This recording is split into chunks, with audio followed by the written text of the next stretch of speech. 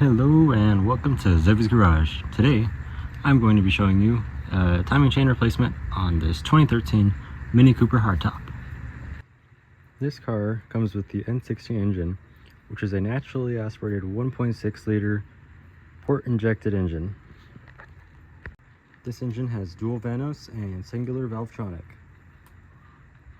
That essentially means that it has variable valve lift and variable valve timing on both intake and exhaust cams. Believe it or not, this is what a 100,000 mile mini engine bay looks like. Or should I specify one with an N16? It's been well taken care of. First thing we're going to do is we're going to remove the airbox lid so that we can remove the cylinder head valve cover. To remove the lower part of the airbox, as you can see we've already removed the filter, just pull.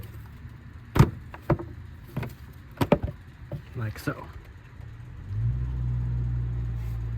Now, normally on, let's say, an N18, you'd remove the cam position sensors and you'd be ready. But we'll have to remove cam position sensors here. We're going to have to declip the engine harness back here, and we're going to have to undo this PCV breather hose. Not to forget to remove the main panel, just 2 screws, a few clips. Under here we'll have to remove our coil packs and the wiring, and disconnect the exhaust Vanos connector.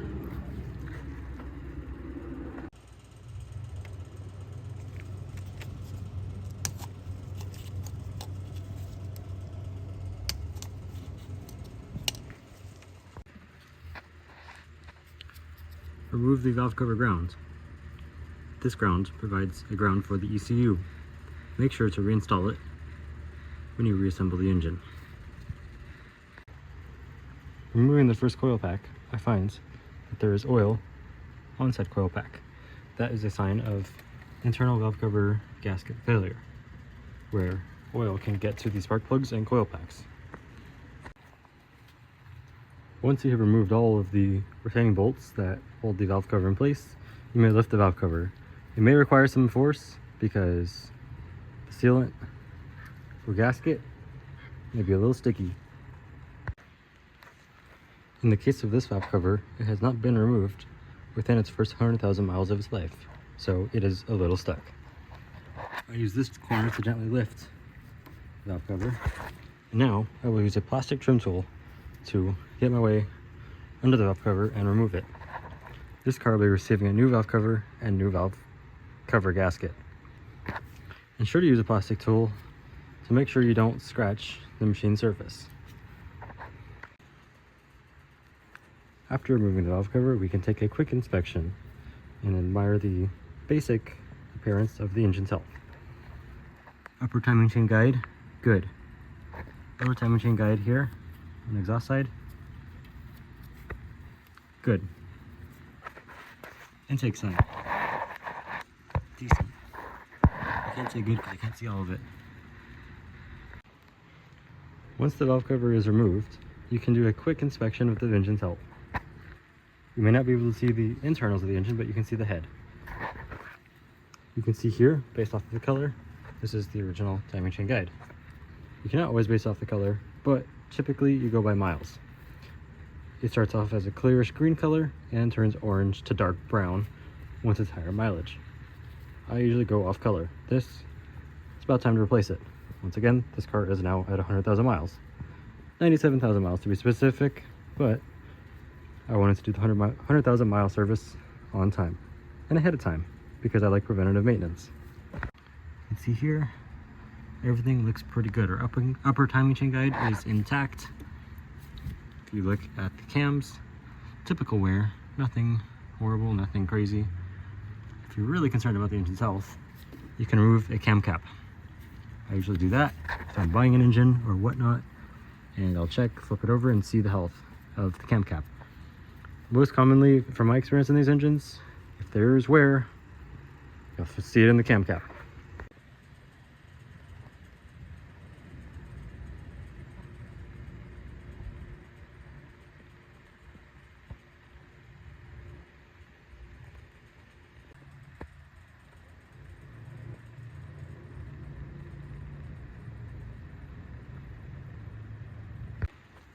After your quick inspection to see that all your rocker arms are in place, your hydraulic lifters, and everything looks good, then we move on to the wheel. We're going to remove the wheel so we can access the crankshaft bolt. Before I do that, I am going to clean the perimeter and all the extra areas of the valve cover sealing surface, ensure that no dirt falls into the engine. You'll want to remove the fender liner in order to gain access to the components behind. Remove the inspection panels. Turn counterclockwise to remove and clockwise to reinstall. Remove these Phillips screws. I always fold back the wheel liner in such a manner that I can access the components over here needed. Normally you can tell that the bolt has been replaced before when it is replaced with a silver bolt, the original color being a darkish brown/black. This car is a 2013 and comes with a silver bolt. Now we must remove accessories. We must detension the belt tensioner and remove the belt. Where's my hand? The belt, the friction wheel. I'm going to be removing the water pump pulley because I need to replace that. And then not the top motor mount, but the second motor mount here. In order to do that, place a jack on the oil pan with a block of wood. Then remove the 18mm nut that holds the motor mount to this piece. Once you have removed the upper motor mounts, you may jack the engine to increase height and lower the engine as needed. Okay, so for the next part, we're going to be installing the crankshaft locking pin, and we have our 18mm socket on here on the crank bolt. We're going to turn the engine clockwise until we get to 90 degrees before top dead center. I usually use 2 straws to determine when number 1's on the way up and number 2 is on the way down. When they're about the same height, you should feel the pin slide in to the crank, as I will show you. I have this right now. It's on its way up, so we'll see if it's on the correct cycle. Okay, so we are going to crawl under the car. And then under here we have where our transmission here bolts to the engine. So we are going to stick the locking pin in. Note that it's not the lowest hole. It is not this hole here. It is further up. I can't really see it in person here. This could be a struggle, but it should be right around here. So, what you want to do, if this is the right tool, because there is 2 sizes, one for manual, one for auto. There we go. Got it sliding in around there. What we're gonna do is we're gonna turn over the engine, and it should pop into place. What I do is, as I turn over the engine, I apply pressure here, and when I do that, it should click into place once it is in the correct position. So we're gonna be pushing in as we turn over the engine.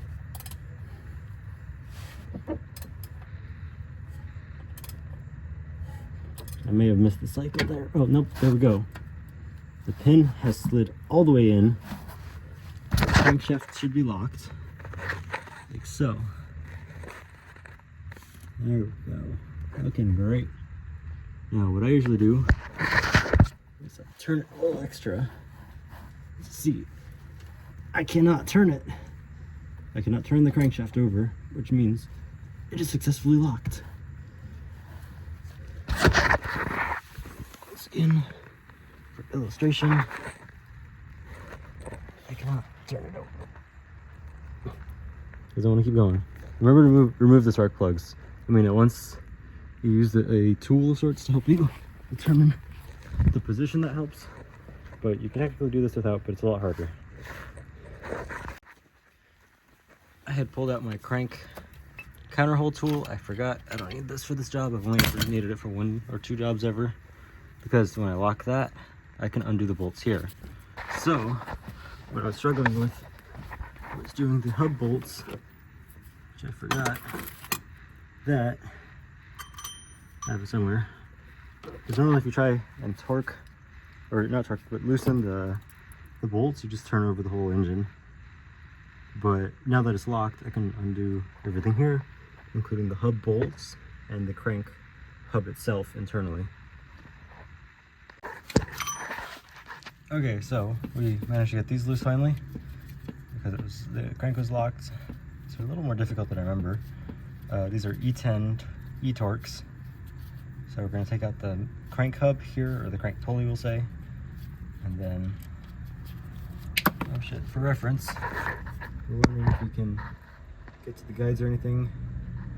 Barely. That side, not the other side.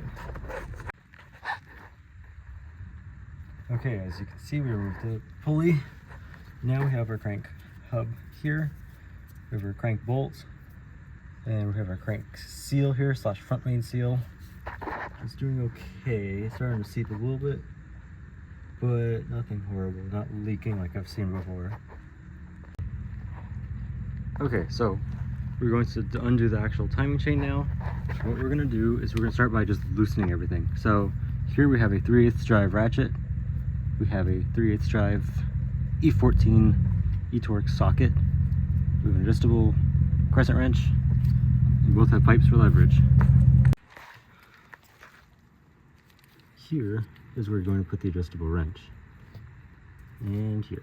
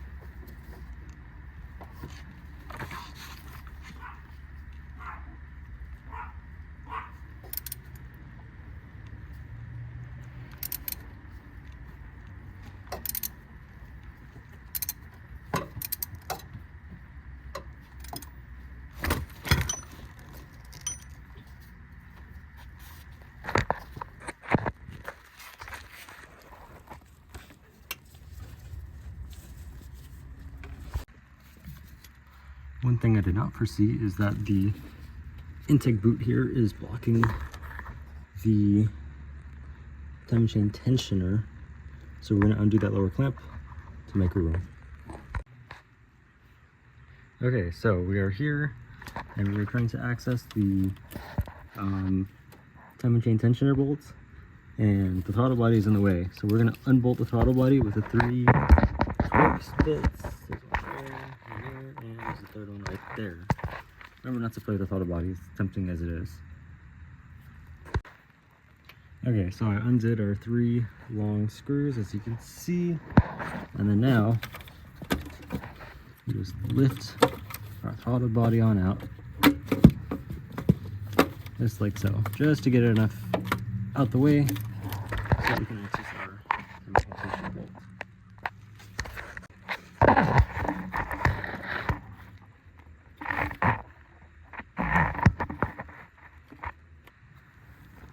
So now we have our 27mm socket.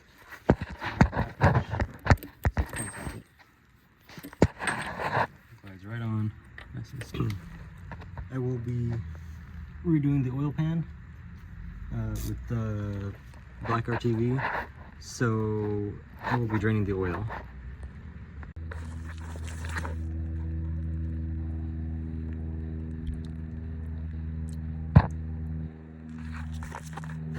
Then we're going to undo the main tensioner.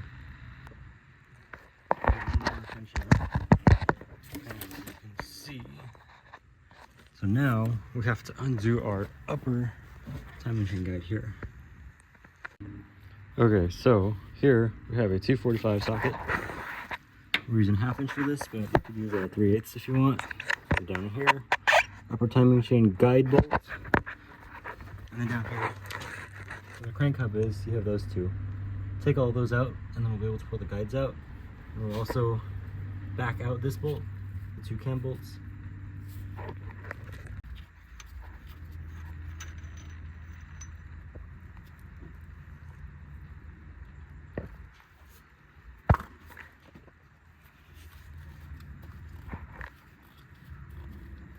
Let's see if we can pull the hub out.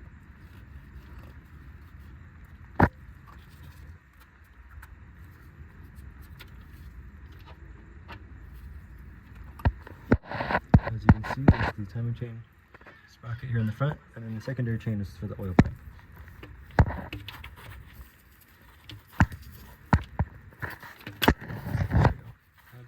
Out. Put that down. And then when you lift from above, the sprocket, the chain, and the guides will all just lift up. You want to remove the cam gear bolts. Bolt number 1 out. Bolt number 2 is about to be out. Okay, bolt number 2 out. Okay, so what we're going to do now is we're going to lift the chain. See if we can do this right. Ideally, I'm going to sneak the sprocket out. Like so. Here's our exhaust variable valve timing sprocket.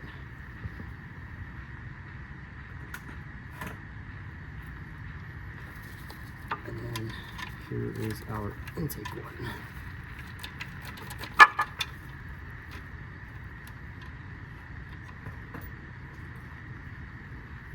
Okay, so as I was mentioning before, what you gotta do is you just lift.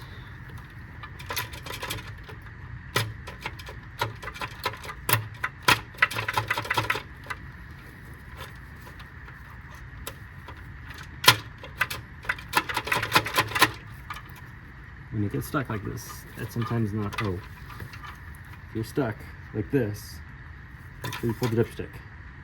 Pull the dipstick, and then it'll come right up.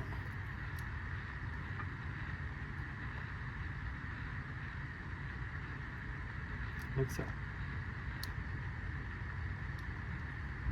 Upon inspection, everything is there. We're not missing any pieces, which makes me very happy. That being said, I chose to do this at 100,000, and with knowing how this car's health is, I know that it was going to come out in one piece. So here is our timing chain guide and assembly missing. Have it all pulled out and removed. Looks good. So to remove the seal, what I did is I took my screwdriver flathead that has a cap on it, and I chiseled the top of the seal, pushed it in, and it rotates the seal like so.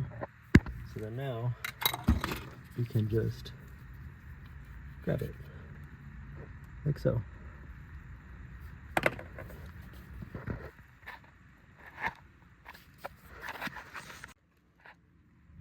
Make sure you fully clean and prep the surface before the new seal. Shout out Detroit Tuned, one and only. Gotta get your timing chain kit from them. Also, I advise getting the Bentley service manual. Very, very handy book. Alright, let's see what we got in our box here that I totally haven't already opened. Don't need that. Box of spark plugs, NGK 1422s. Those are not for this car. It's for a Cooper S that is modified. Accessory plug. Once again, not for this car. New crank seal, front main seal. new timing chain that has been treated so it'll last longer than other timing chains, including factory. An assortment of new tensioner bolts and the other bolts. We'll open this all up in a minute. We have our 2 guides and then our 3rd guide over here, like so. Okay, so we have our new seal here and our little instruction book. Of course, it's a generic image, don't worry about that. The main thing I want to illustrate here is on a new seal, such as this one, do not use oil. Lots of people use oil to slide on the new seal. You don't need to do that. You just press it in. I personally like to use the old seal on top of it and hammer in the old seal to make sure that this one slides in flush.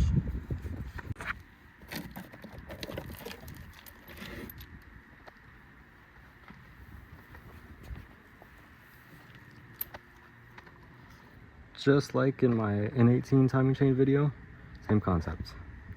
You just drop this on in and you'll put a stick so that the chain doesn't fall into the engine.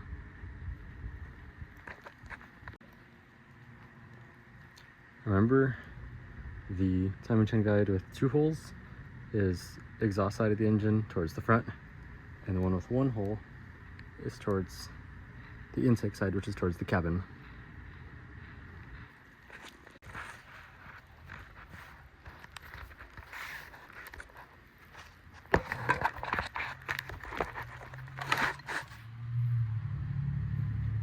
Okay, so we have our timing chain.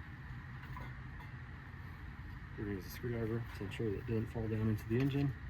We're going to tighten up the guides here just by pressing it together. And we're going to slowly descend the timing chain and guides down into the engine. And we're going to use our trusty screwdriver here to ensure the chain doesn't fall all the way into the engine. Okay, so we have our crankshaft hub bolt, which threads the hub that sandwiches the front hub into the crank. So as you can see, we have our sprocket down in here. You can see the chain is a little bit bunched up. What I'm trying to do is see if I can just lightly install this and see if, yes, I know I don't have the hub on here.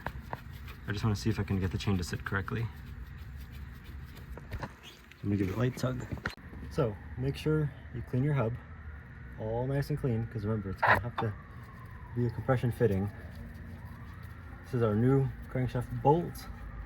I just have it here for mock-up purposes.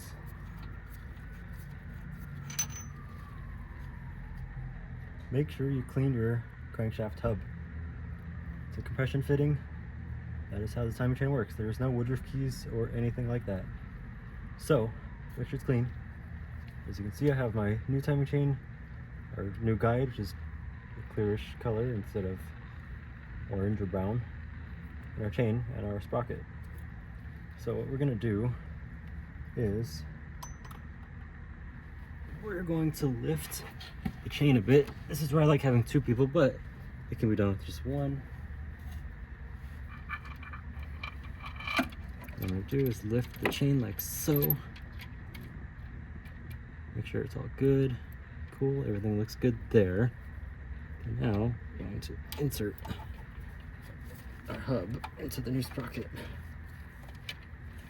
Sometimes it's a little hard to get the hub in correctly, so what I do is I thread the bolt to help pull the hub into place. As you can see, I have the sprocket in and it is secure. So what we're going to do is, remember, do not torque this yet, because there's a certain sequence you have to do this. It's a torque seal bolt / one-time use bolt. So we're just leaving it hand tight for now. Just thread it in by hand. And then now we're going to work on our other bolts. So we're going to do our cam bolts first and then our guide bolts. Hopefully you guys can see this. I don't know if you can. It is wide angle, so maybe you can. So I've gone through and I've cleaned the surface that this is going to mount to the camshaft. So I've gone through, I've cleaned the surface here, and on the camshaft for where this is going to mount. So what we're going to do is we have our bolts here. I'm just going to run it down the middle here so that it's ready. Okay, I'm going to lift the chain. I'm going to hold it with my finger, take out my screwdriver or whatever I'm using to hold the chain in place. And now, slide it over like so. Now push the bolt back out. I don't know why I was put the bolts in, then I push it back out. Okay, that's in there. Installed like so. I don't know if you can see, it's pushed into place. And now, same thing, we're gonna just hand tighten the bolt. We don't even want to make it snug, we just want it to fulfill the threads.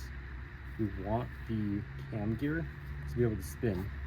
Now we have our intake gear. Remember, you can confirm by reading here, it says in for intake. The exhaust will say EX for exhaust. Same deal here. We want to sneak the sprocket into the chain and slide it onto the crank, the cam. Remember to make sure that you have your crankshaft locked below. So remember, all the pistons are at 90 degrees, piston number 1 is at 90 degrees before top dead center, which means all 4 of the pistons are even. You don't time this engine at top dead center. You don't. You don't do it because your timing will be off. Okay, for reference, when you go to time the engine, first off, make sure the crank pin is in, cylinder number 1, 90 degrees before top dead center. All pistons are even. I advise using a straw in the first and second cylinders. And what you want to do is make sure the writing on the camshaft is facing up. And then you'll want to reference that it's straight here, and straight on top. If you have it wrong and you're 180 degrees out on the cams, you'll see there is no writing on top of the cams, and you'll see the top part is rounded instead of all the flats. So I had to 180 this because when I undid it, I had it upside down.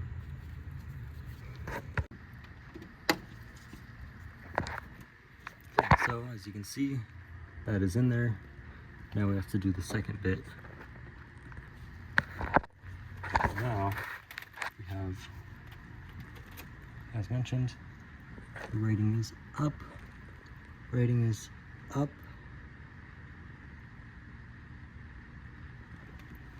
And we have our flat side on the top here. So now we're going to take our locking tool and we're going to drop it right on in. This piece goes back here, like so. Now you just line up this hole. Be very careful, just in case anything attempts to spin, which it shouldn't, considering we've now locked it. To wiggle it into place. That looks correct. As you can see, it's on the flats. And another hole's back there. Lock it there and there. As you can see, we have the cams locked into place. Everything looks good here. Now we're ready to begin the rest of the timing procedure. Okay, we have our cams locked. What we're going to do now is we're going to install our upper timing chain guide, and then we're going to slide the tensioner in just gently,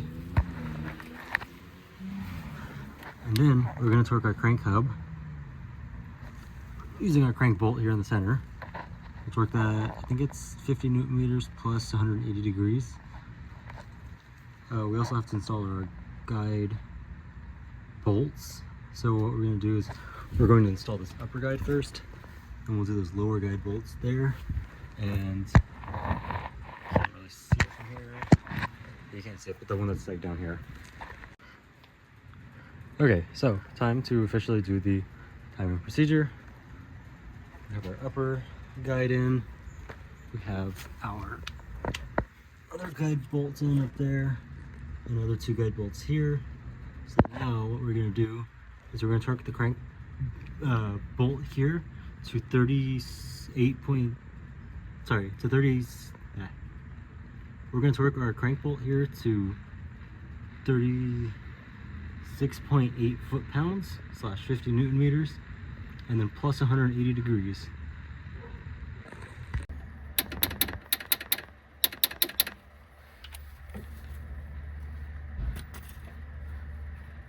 Okay, so that is our 36.8 foot-pounds slash 50 Newton meters right there. And now we're gonna go for 180 degrees. So, also I always use a little red Loctite on the bolt just to be safe. So let's say that this is our start point and this is our end point. So when we get to here, that will be 90 degrees plus 90 is the spec, so 90 plus 90, and that's 180. Remember, this is the stretch part, so if you mess up here, there ain't going back. I mean, there is, but you gotta go buy new bolts. They're $10 from the dealer, so take your pick.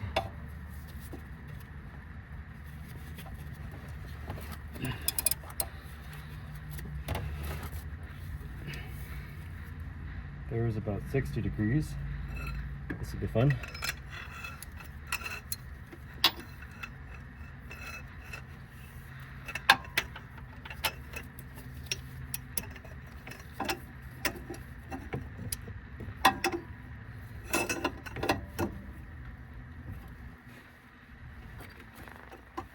Oh, I got my tool longer. I don't have enough leverage.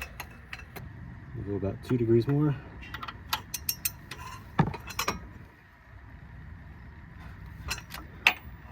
Okay, there's our spec, 180 degrees.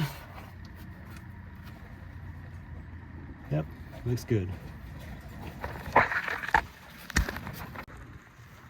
Now that we've done that, we're going to tension our new timing chain tensioner to 47 foot-pounds.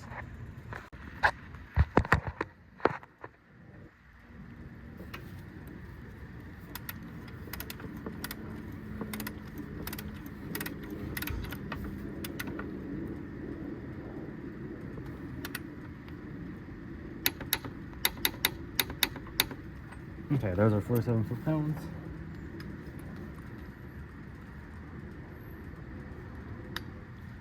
Now, onto the cam gear bolts.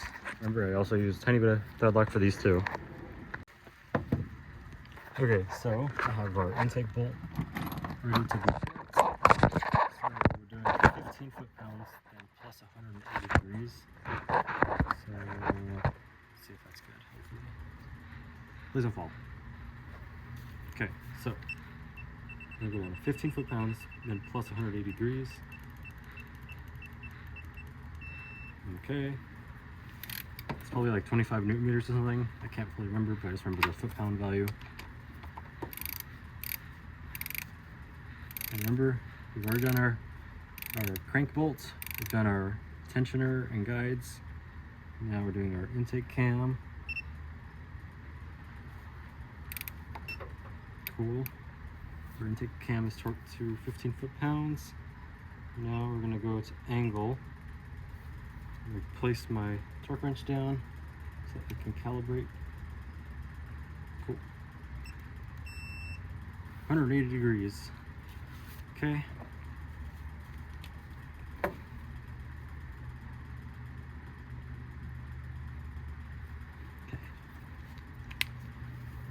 I always measure with both.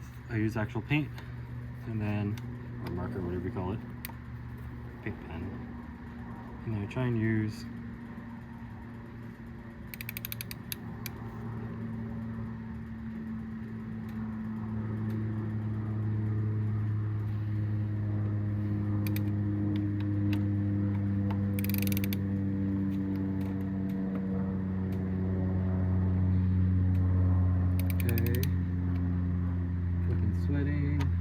dripping sweat into the engine. That's fucking gross.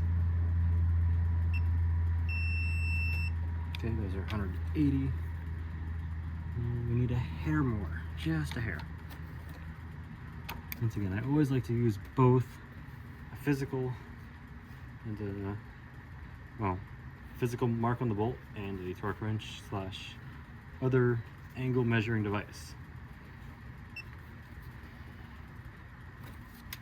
Now we're going to go measure, go back to our 15 foot-pounds because we're going to go torque the exhaust cam bolt now. And it's the same thing, we're going to add a little thread lock. I have a little too much stuff on the floor around me. We're going to torque our exhaust cam sprocket to 15 foot-pounds, and then we're going to do 180.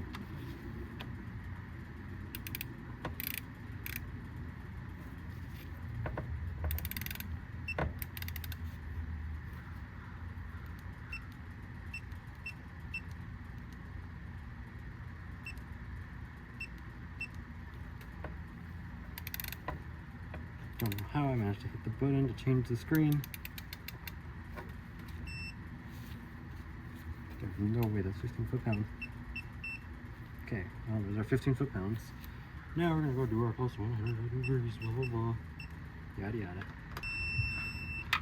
Cool.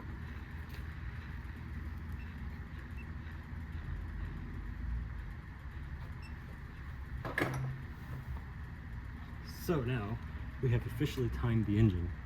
What we're gonna do is remove all the locks, and I'm gonna install the crank, what do you call it? Front main seal slash crank seal, and then we'll start adding accessories again, add the valve cover, whatnot, and we'll be pretty good. Okay, so this is gonna be me installing the crank seal. Once again, no oil or anything. Just put it in place. As I take a little hammer of sorts, and I just tap in that old seal on top of the new one.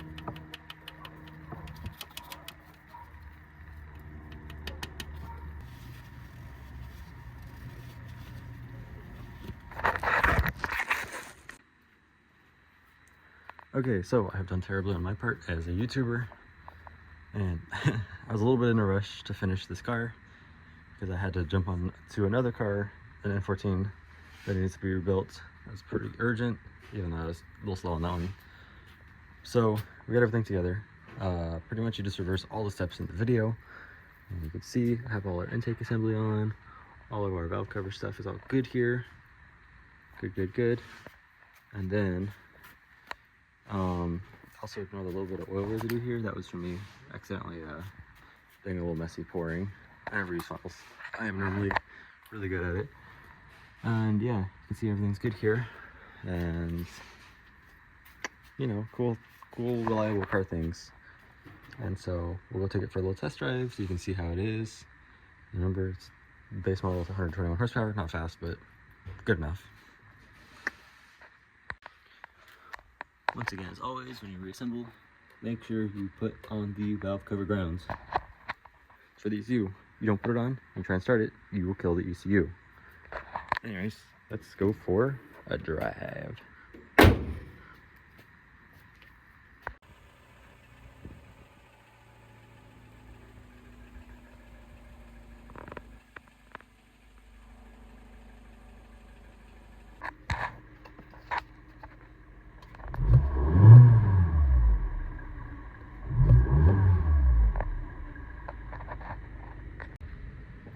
Friendly reminder that this car has the free intake noise thing that I did, where it just removes the intake muffler, so it's more induction noise. It's a little noisier, but the car itself is pretty smooth, pretty solid.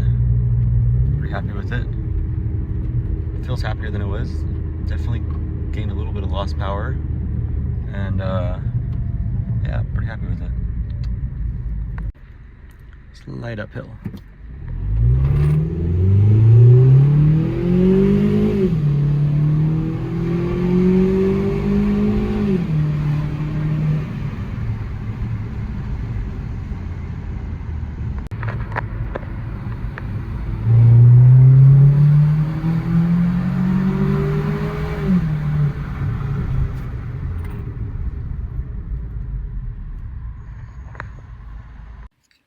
Well, that is how you do the timing chain on a N16 Mini Cooper. I hope you guys enjoyed this video. And please make sure you like, subscribe, and comment. Until next time, goodbye.